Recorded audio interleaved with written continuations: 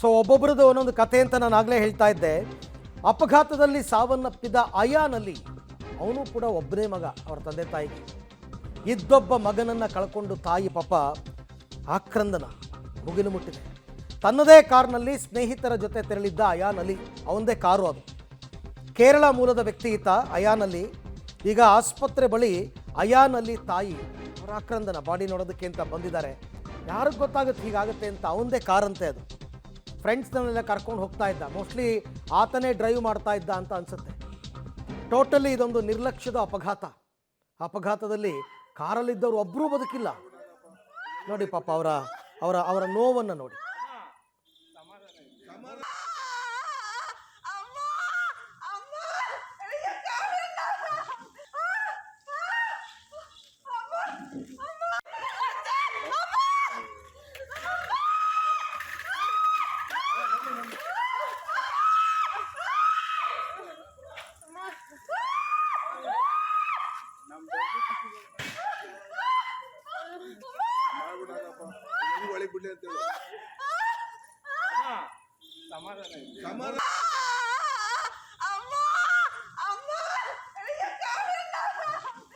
ಇದು ಅಯಾನ್ ಅಲಿ ಅಂತ ಪಾಪ ಮೃತಪಟ್ಟ ಆ ಯುವಕನ ತಾಯಿಯ ಆಕ್ರಂದನ.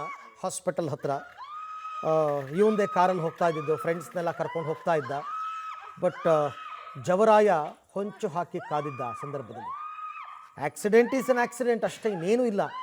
ಬಟ್ ಸ್ವಲ್ಪ ಎಚ್ಚೆತ್ಕೊಂಡಿದ್ದರೂ ಕೂಡ ಈ ಅಪಘಾತ ತಪ್ಪಿಸಬಹುದಾಗಿತ್ತು. ಇವರ ಕಣ್ಣುಗಳಲ್ಲಿ ನಾವು ನೀರನ್ನು ನೋಡ್ತಿರಲಿಲ್ಲ. ಬಟ್ ಆಗೋದಾಯ್ತು. ಏನು ಯಾರ ಕೈಯಲ್ಲೂ ಏನೂ ಇಲ್ಲ.